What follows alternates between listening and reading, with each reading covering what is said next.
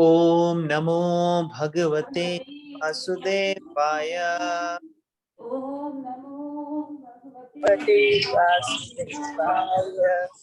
ओम नमो भगवते वासुदेवाय। ओम नमो भगवते वासुदेवाय। वासुदेवाय। ओम नमो भगवते वासुदेवाय। ओम नमो भगवते वासुदेवाय। नारायण नमस्कृत्य नरं चैव नरोत्तमं देवीं सरस्वती व्यासं ततो जयमुदीरये। नष्टप्रायेषु भद्रेषु नित्यं भागवत सेवया भगवती उत्तम श्लोके भक्तिर्भवति नैष्टिकी। कृष्णाय वासुदेवाय देवकी नंदनाय च नंदगोपाकुमाराय गोविन्दाय नमो नमः। नमो विष्णुपादाय कृष्णपृष्ठाय भूतले श्रीमते भक्तिवेदान्त स्वामिनिति नामिने। नमस्ते सरस्वती देवे गौरवाणी प्रचारिणे निर्विशेष शून्यवादी पाश्चात्य देशतारिणे। ओम अज्ञानतिमिरन्धस्य ज्ञानाञ्जनशलाकया चक्षुरुन्मिलितं येन तस्मै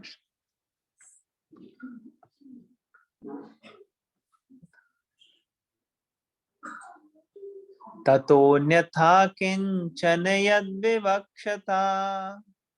ततोऽन्यथा किञ्चन यद्विवक्षता। पृथक् दृशस्तत् कृतरूपनामभिः। पृथक् दृशस्तत् कृतरूपनामभिः। नाकर्हिचित् क्वापि च दूषितामतिर्। नाकर्हिचित् क्वापि च दूषितामतिर्।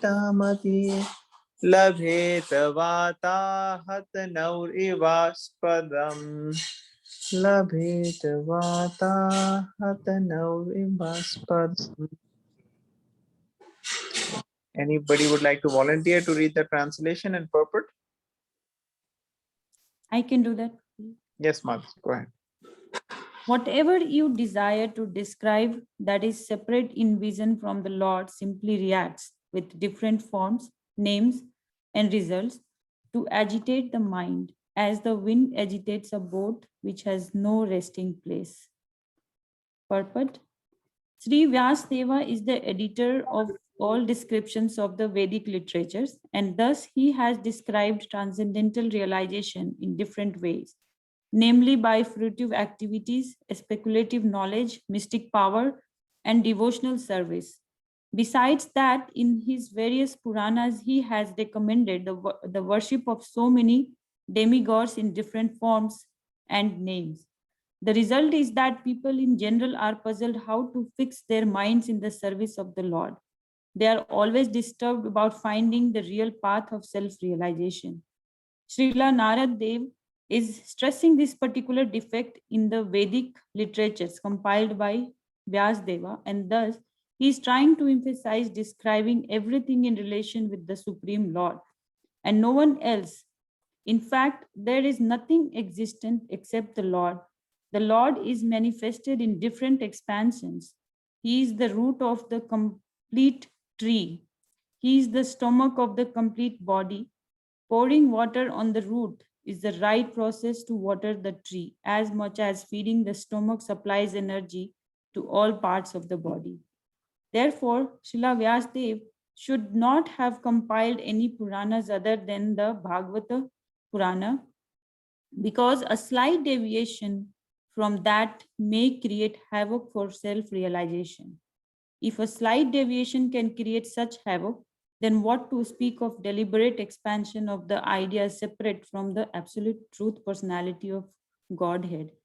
The most defective part of worshipping demigods is that it creates a definite conception of pantheism, ending disastrously in many religious sects, detrimental to the progress of the principles of the Bhagavatam, which alone can give the accurate direction for self realization in eternal relation with the personality of Godhead by devotional service in transcendental love.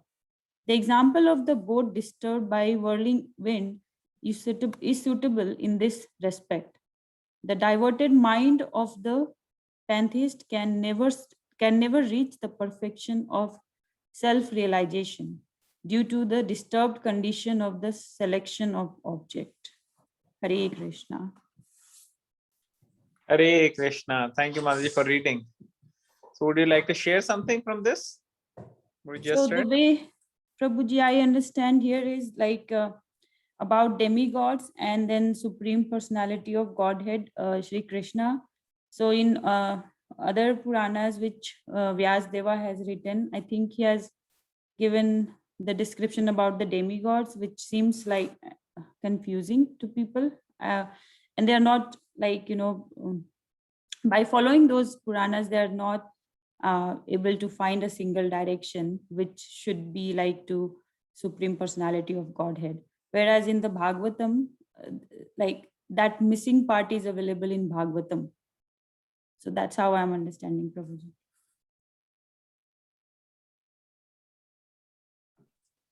Hare Krishna. Thank you. Thank you, Mataji.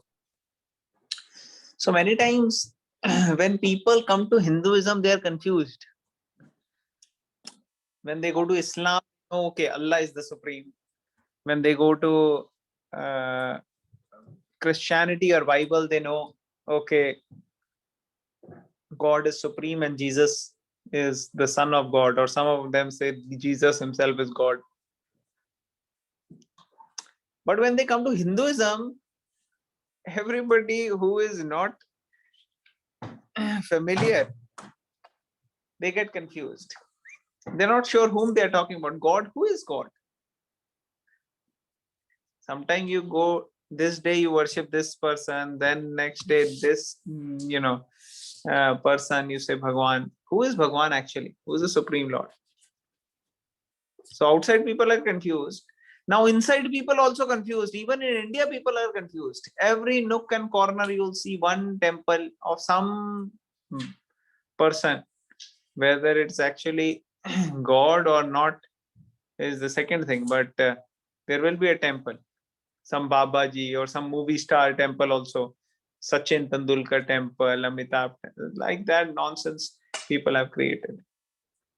So basically, if an intelligent person is growing up, he is always thinking, what are we doing? Sometimes that's why people see that their children are not taking to spiritual life or religiosity. Why? Because the parents have no clear conception of what they are doing. Parents are clueless.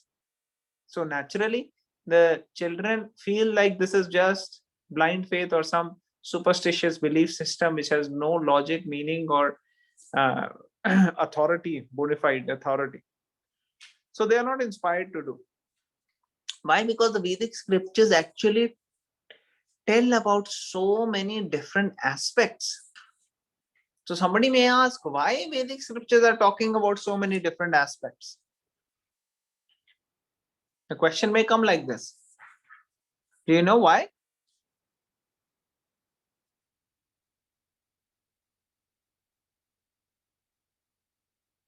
Can anybody tell why Vedic scriptures are telling about so many different? Ek hi bata dete, right? Should have just told one. Why they're telling all those?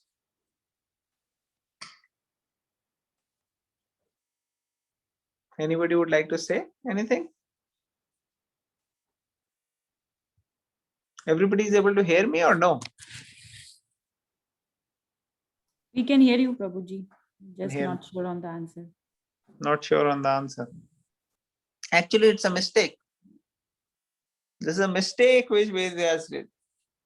That is what's written here. He did a mistake, and that's what Narad Muni is pointing out. You did a big mistake. But you know what? When great personalities make mistake, then that mistake also is having a reason. The mistake also has a higher purpose. And the purpose here was to get different people to come within the Vedic canon. For them, if they want fruitive activities, then also they can come in the Vedic canon. If they want jnana, then also they can come. If they want mysticism, then also they can come. If they want bhakti, then that way also they can come. Actually, it is a mistake, and what that is what Prabhupada is pointing out in the purport. That Narad Muni is saying you did a big mistake, wasn't needed. But at the same time, because Vyadev is not an ordinary Tom, Dick, Harry like us, he's a very, very extraordinary personality actually. So when he does something, it has a higher reason behind it, why it is happening. Is it making sense? Is it making sense for everybody? Yes. Okay. So that is what is pointed out here. The Srimad Bhagavatam ultimately is the one to be accepted, because this Vedyasa understood, okay, I made some mistake. Let's rectify it. So then he wrote the Bhagavatam. All right. Anybody would like to add anything? Make any points? Okay, we'll move forward. 1.5.15. Anybody would like to read the Sanskrit?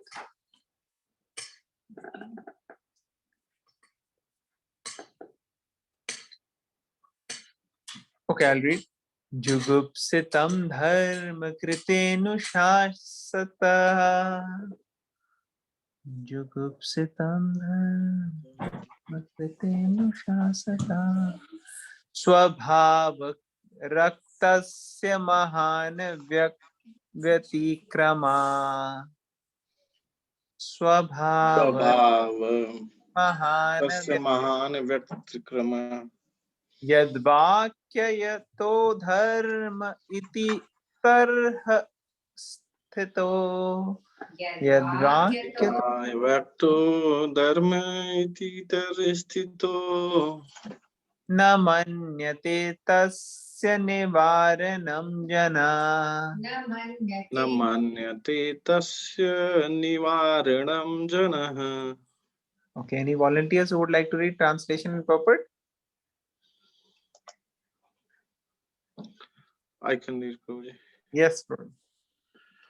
The people in general are naturally inclined to enjoy, and you have encouraged them in that way in the name of religion. This is verily condemned and quite unreasonable. Because they are guided under your instructions, they will accept such activities in the name of religion and will hardly core off prohibitions. Srila Vyasdev compilation of different Vedic literature on the basis of regulated performance of fruitive activities as depicted in Mahabharata and other literature is condemned herewith by Srila Narad. The human beings, by a long material association, life after life, have natural inclination by practice to endeavor to the Lord it over material energy. They have no sense of the responsibilities of human life. This human form of the life is a chance to get out of the clutches of the illusory matter. The Vedas are meant for going back to Godhead, going back home, to revolve in the cycle of transmigration in a series of life numbering 8.4 million, is an imprisoned life for the condemned conditioned souls. The human form of the life is a chance to get out of this imprisonment life, and such the only occupation of human being is to be re-establish his lost relationship with God. Under the circumstances, one should never be encouraged in making a plan of sense enjoyment in the name of religious function. Such diversion of human energy results in misguided civilization. Srila Vyasdev is authority of Vedic explanation in Mahabharata, etc., and his encouragement is sense enjoyment in some form or other is great barrier of spiritual advancement, because the people in general will not agree to renounce material activities which hold them in material bondage. At a certain age of human civilization rampant, the Lord incarnated himself as Buddha and decried the authority of Vedas in order to stop animal sacrifice in the name of religion. This was foreseen by Narada, and therefore he condemned such literatures. The flesh eaters still continue to perform animal sacrifice before some demigod or goddess in the name of religion, because in some of the Vedic literature, such regulated sacrifices are recommended. They are they are so recommended to discourage flesh eating, but gradually the purpose of such religious activities is forgotten, and slaughterhouse becomes prominent.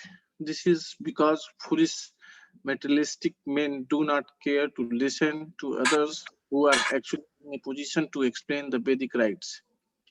Roji, do you explain whatever you read so far? I think it's a long paragraph. So if you can share a few points, then we can go forward. Will that be okay? Yes, Prabhuji, it's look like it's long paragraph. Yeah. Okay. Prabhuji, here it's a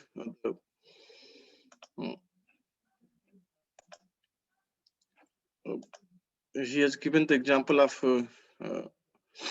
the Narad Muni, as well as, I mean, if you are not following the regulatory principle, I mean, whatever written in the Vedas, I can go, Prabhuji. The basic inclination of this one is this instruction. This is very much important, that we should not enjoy our senses. And for the sense enjoyment, we should not give the name of religious activity. And people did so many miscreants and so many things for the sake of their sense enjoyment, and they gave the name of religion. So we should not do that. We should, I mean, everyone should avoid. Otherwise, we will not grow our spiritual. The spiritual growth is important. For that sake, we should be very much honest and sincere devotee. So this has been explained, and we have to keep continue in the cycle of birth and death, and we have to pass life after life up to 8.4 million, and this is the imprisonment, and you can continue doing this, which has already been explained by the Srila Vyasdev. And it is very much recommended that people say, like nowadays, that egg is vegetarian. People will say, oh no, chicken is what you eat. I am vegetarian. What do you eat? No, I eat only chicken. Chicken is vegetarian according to they come with their own perception, whatever. Say, yeah. Then this is the vegetarian. Yeah. Why chicken is created for us only? That's why if I'll not eat, they will die. That kind of analogy will come, and people forgotten the real meaning of the spiritual. They are so much absorbed in sense enjoyment. See, the problem is that is the reason people have to suffer the karma. And when the karma comes, then that people don't want. Hare, bichara kisi, nobody know nothing wrong this person did throughout his life. Hare bhai, how do you know? So many wrongs we have all been doing. Thank you, Prabhu. Thank you, sir, for sharing the thoughts. So actually, in this particular shloka, Narad Muni is pointing out why he told the shloka 1.5.10. So what was 1.5.10? That was the shloka where Narad Muni was saying that such literatures which don't talk about the Supreme Lord are place of pilgrimage for crows. Remember? That shloka, place of pilgrimage for crows. Why he said that? Because of this reason. Because he's pointing out here that you have encouraged them that in the name of Vedic literature, they will think, okay, we are doing religion only. So religion means go to God and ask for fruitive things. They will think this is the highest religion. But this is not the highest religion, he's saying, right? So they will get misguided, right? And they will not really care for all the prohibitions, all the do nots. And here Prabhupada is mentioning specifically that even within the Vedic literatures, there are things which are mentioned for people who want to do vikarma or wrong activities, but the idea of the mentioning here is so that they will do with rules and regulations, so that slowly they will give it up. This is not the idea that they will continue to follow it. For example, here it is mentioned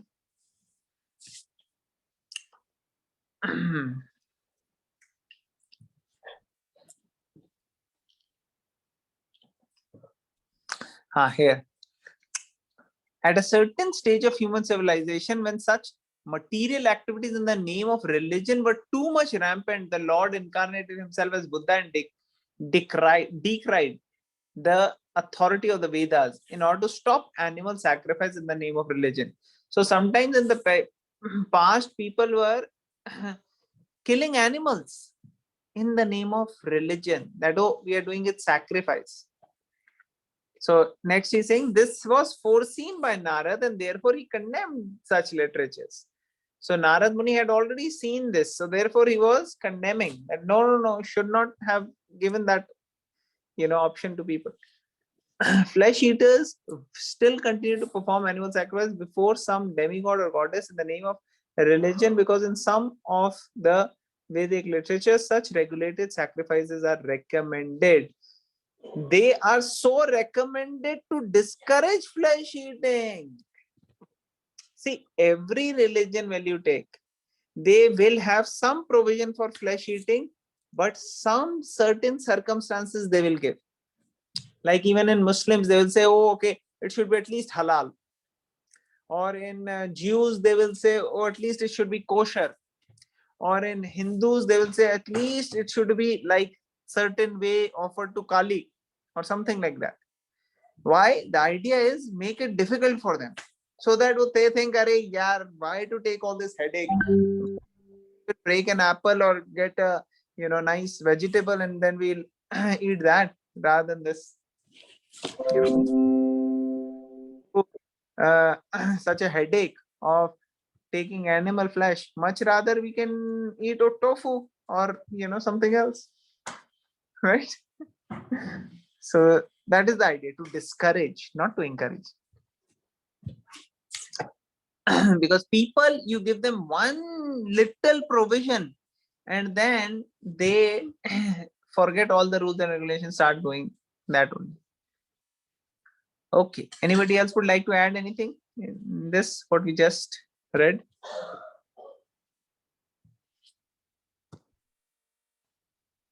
Okay, so we'll go forward.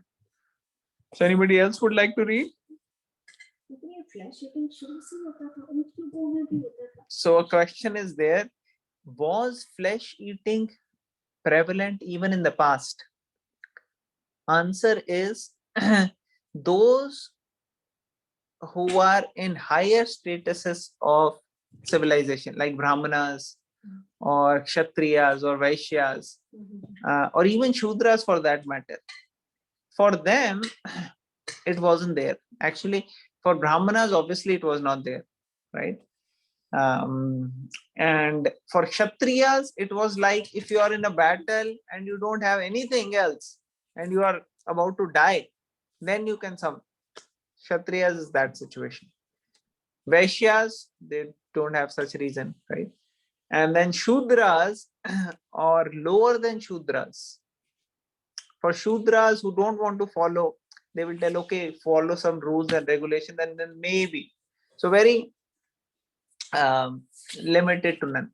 But who were taking is the lower than Shudras. For them it was there. So who comes in lower than Shudras? There are a lot of other categories. Chandal, Malich, Yavan, Andhra, Pulinda, like all these names are given here. All these category of people, for them, that is why it is written Swapacha. Swapacha means one who eats the flesh of dog. So that why? Because that is a category of Chandals and Yamans and all these. So such people always existed. Therefore, Prabhupada says that such a provision is there because people have natural tendency for doing all these sins. Natural tendency of people, and especially Kali Yuga, it becomes more and more. यहाँ पे तो कलयुग में तो ब्राह्मण से लेके सब So then they are not Brahman. Okay. Anybody else would like to add any points to that? Okay, so we'll go to the next. You want to read this? Who wants to read? This one line. Okay, I'll read.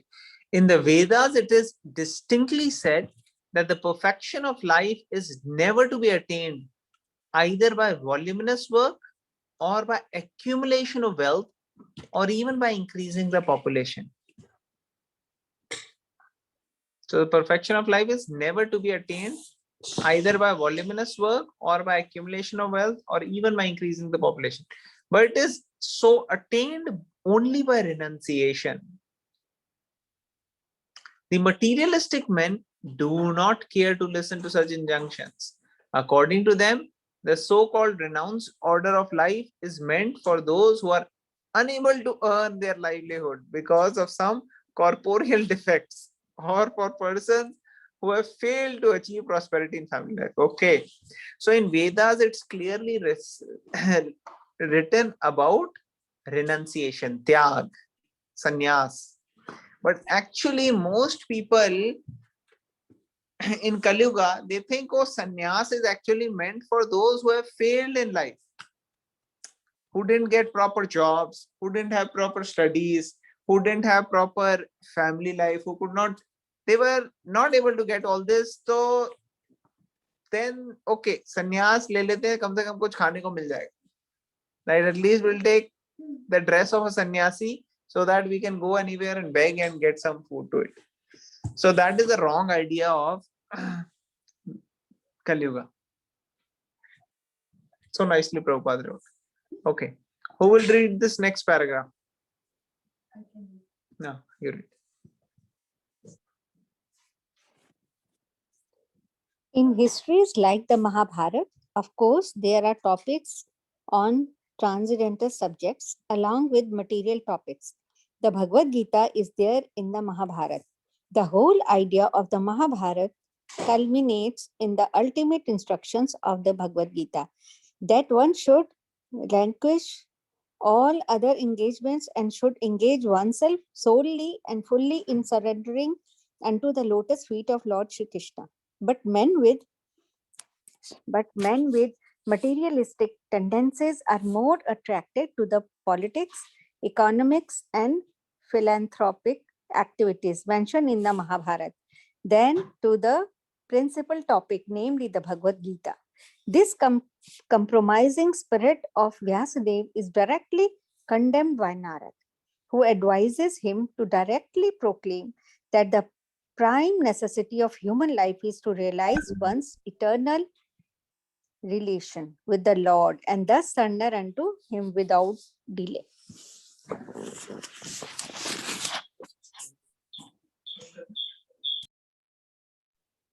Thank you. Okay, so in Mahabharata and books like this, there are topics on transcendental subject along with material topics, right? Like for example, in the middle of Mahabharata is the Bhagavad Gita. So the idea is that one will actually take to this essential teachings, right? One will leave all the other engagements and should engage fully in surrendering onto the lotus feet of Lord Krishna, because that's what Bhagavad Gita says. But people who have materialistic tendencies, they are attracted towards the other sections, not the Bhagavad Gita, not the pure teachings, but they will get attracted to all the other politics, economics, other things mentioned in the Mahabharata. So this is what Narad Muni is pointing out, that you've given so many things to them that they'll get distracted into all the other things, right? They will not be able to keep their focus. Vyavasayatmika buddhir ekeha kurunandana. They won't be one-pointed, focused. That won't be there. All right, we'll read the last paragraph. Who would like to read? Okay, I can read. A patient suffering from particular type of malady is almost always inclined to accept eatables which are forbidden for him. So, like for example, I'll tell you, diabetes people, they like to eat sweets. Then sometimes people come in our hospital, their sodium in the body is low because they like to drink too much water. So they like to drink too much water. So then the doctors tell, no, you can't get water more than this much amount per day. So they are always thirsty. They want to drink. So that's what Prabhupada is saying, that one who is suffering from a particular type of problem, almost inclined to taking that particular thing only which he is asked not to take. The expert physician does not make any compromise with the patient by allowing him to take partially what he should not at all take. Like for example, diabetic person, it's not that the diabetic person, doctor will say, oh, no problem, yaar, you eat as many gulab jamun, rasgulla, laddu as you want, chocolates. No, not like that. In Bhagavad Gita, it is also said that man attached to fruitive work should not be discouraged from his occupation, for gradually he may be elevated to the position of self-realization. This is sometimes applicable for those who are only dry empiric philosophers without spiritual realization. But those who are in devotional line need not be always so advised. See, this is very important. So this Prabhupada is quoting from the 3rd chapter of the Bhagavad Gita. In 3rd chapter of the Bhagavad Gita, Krishna says that sometimes, people are focused in what they are doing, which is not religious actually. And those who are learned should not get them bewildered and should not ask them to stop working or stop acting like that, but should induce them to work in Krishna consciousness. But people will not take it. So you don't have to bewilder them, still inspire them. Becomes kind of difficult for ordinary people to be able to do. So what Prabhupada is saying, this is sometimes applicable for those who are only dry empiric philosophers without spiritual realization, but for who are in devotional line, this need not always be advised. So if somebody is inclined to devotional service, so then we don't have to let them do whatever they're doing. We have to actually advise them and bring them to Krishna consciousness, because now they are coming to devotional line. So that is clarified here. Okay, anybody would like to share any points in this shloka? Purport? Any point specifically you liked or you felt कि ये वाला काफी striking point लगा आपको? Something you might have learned new today, something like a nice question was answered. If any such point is there, you can share. Anybody would like to share? Okay, so we'll continue. We'll go to the next one. So 1.5.16. Vichakshano syarati veditum vibhor. Vichakshano syarati veditum vibhor. Ananta parasya nivrittita sukham. Ananta parasya nivrittita sukham. Pravartamanasya guner anatmanas. Pravartamanasya guneranatmanas. Tato bhavan darshaya cheshiti tam vibhu. Tato bhavan darshaya cheshti tam. All right. Any volunteers who would like to read the translation and purport? I can read, Prabhuji. Yes, Nancy, go ahead. The Supreme Lord is unlimited. Only a very expert personality retired from the activities of material happiness deserves to understand this knowledge of spiritual values. Therefore, those who are not so well situated due to material attachment should be shown the ways of transcendental realization by your goodness through descriptions of the transcendental activities of the Supreme Lord. Purport. Theological science is a difficult subject, especially when it deals with the transcendental nature of God. It is not a subject matter to be understood by persons who are too much attached to material activities. Only the very expert who have almost retired from materialistic activities by culture of spiritual knowledge can be admitted to the study of this great science. In the Bhagavad Gita, it is clearly stated that out of many hundreds and thousands of men, only one person deserves to enter into transcendental realization. And out of many thousands of such transcendently realized persons, only a few can understand the theological science, specifically dealing with God as a person. Sri Vyasadeva is therefore advised by Narada to describe the science of God directly by relating his transcendental activities. Vyasadeva is himself a personality expert in this science, and he is unattached to material enjoyment. Therefore, he is the right person to describe it, and Shukdev Goswami, the son of Vyasadeva, is the right person to receive it. Should we discuss this much, Prabhuji? Or keep reading? Sure, Madhavi. Okay, I'll just finish this off. Srimad Bhagavatam is the topmost theological science, and therefore it can react on the layman as medicinal doses. Because it contains the transcendental activities of the Lord, there is no difference between the Lord and the literature. The literature is the factual literary incarnation of the Lord. So the layman can hear the narration of the activities of the Lord. Thereby, they are able to associate with the Lord and thus gradually become purified from material diseases. The expert devotees also can discover novel ways and means to convert the non-devotees in terms of particular time and circumstance. Devotional service is dynamic activity, and the expert devotees can find out competent means to inject it into the dull brains of the materialistic population. Such transcendental activities of the devotees for the service of the Lord can bring a new order of life to the foolish society of materialistic men. Lord Sri Chaitanya Mahaprabhu and his subsequent followers exhibited expert dexterity in this connection. By following the same method, one can bring the materialistic men of this age of quarrel into order for peaceful life and transcendental realization. Hare Krishna. So, Prabhuji, will you scroll up again? In this one, Narad Muni saying that one has to be an expert in this.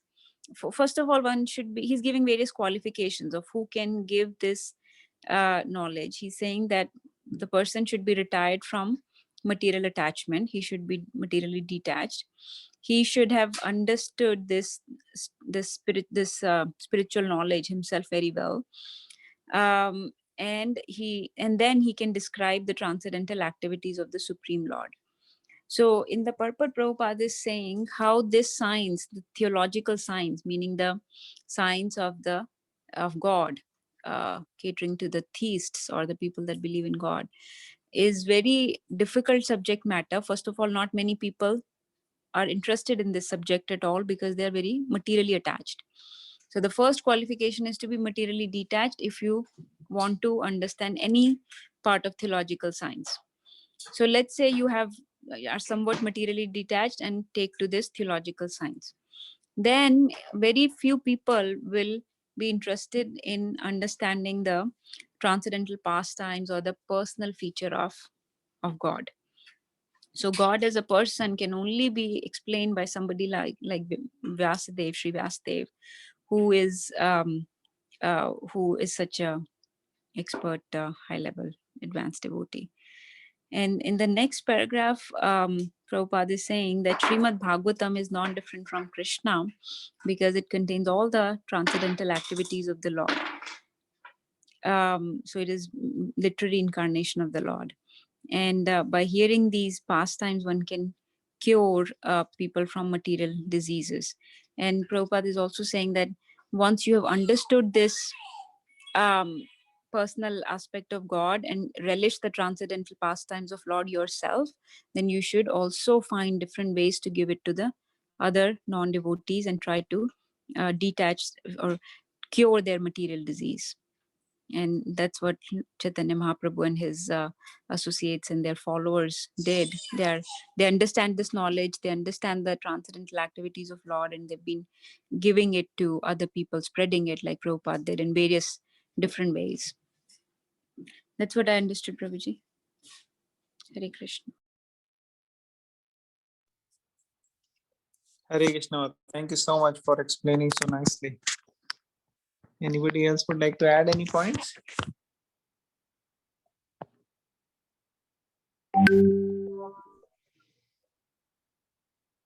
So here, when I was reading this line, theological science is difficult subject matter, especially when it deals with transcendental nature of God. It is not a matter to be understood by persons who are too attached to material activities. I was remembering that in America, if you have come across, you may know, they have in universities, they have a religion as a department. So different religions they study. So somebody can take a course in Hinduism, for example, that I want to study Hinduism. So then the person who is studying Hinduism, he'll study different books and he'll choose, okay, this book I have to read in Hinduism. And then they will do PhD in that, in religion. So once upon a time in one of the lectures, in one of the lectures of our devotees, His Holiness Adhanath Maharaj gave a lecture, and then this person came and he said that I have studied Hinduism. I have studied Hinduism very well. And I want to ask you this question: out of so many gods, why Krishna? Because I have studied Hinduism. And then he said, actually, I have done my PhD thesis on Jayadev Goswami's Geet Govindam. And I have studied the Ras Leela and different things. And as he was telling all this, he was smoking cigarette, and he was telling that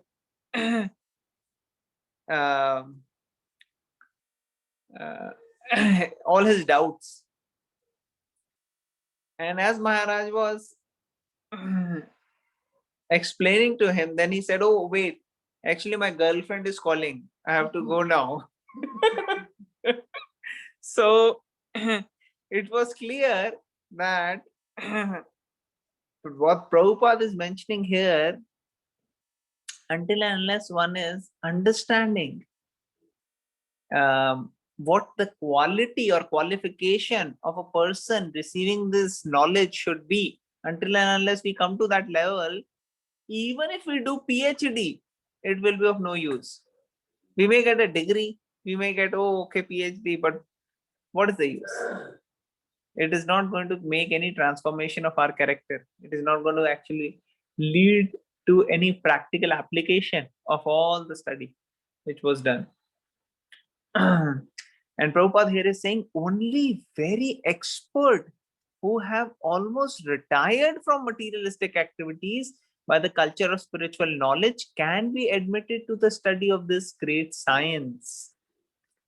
So recently I was listening to the lecture talk podcast of Radheshyam Prabhu and Chaitanya Charan Prabhu. I had shared in the group also. And there, Radheshyam Prabhu, he has programs which are being conducted so many different parts of the world, especially in India, but also in countries like Bangladesh. There are 42 programs running. Programs means his people, those whom he had trained, have gone to different parts, and they are teaching other boys, other students about this. And 42 different centers are there where he is doing, and that is in Bangladesh. So what they do is they first identify those who are intelligent and interested. These are the two things.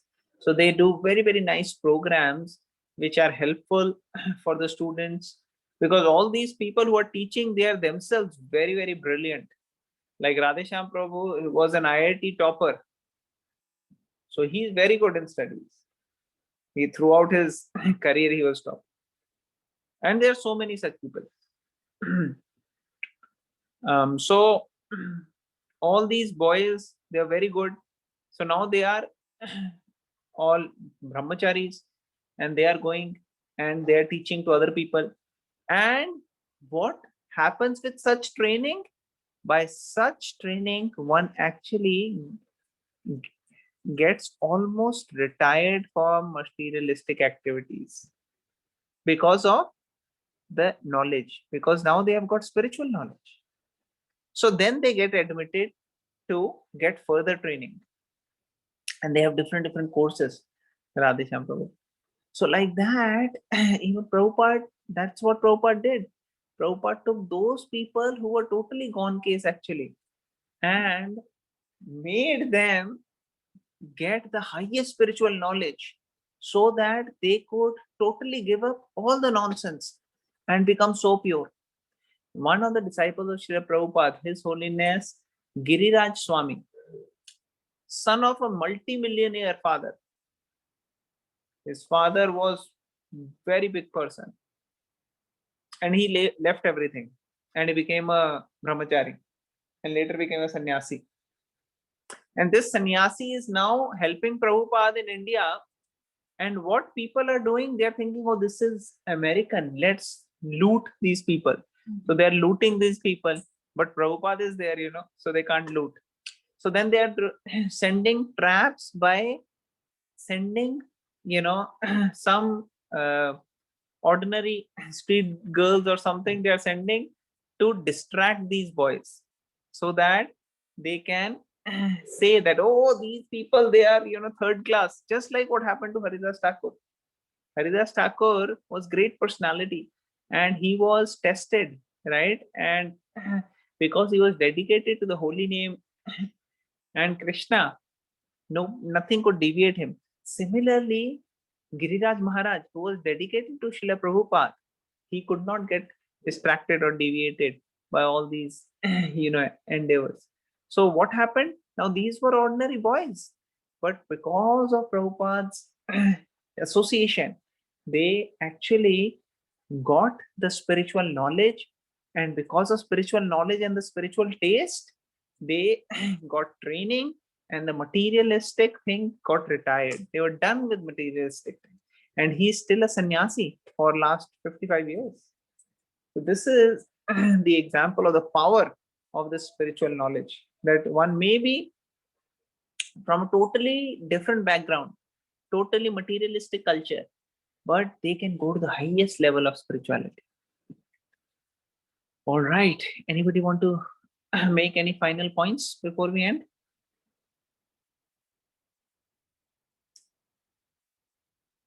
Okay. So we read till 16. We'll start tomorrow from 17. Thank you all the devotees for joining. We'll end it here. Before we end, one quick thing. How many of you got a chance to memorize some of the shlokas?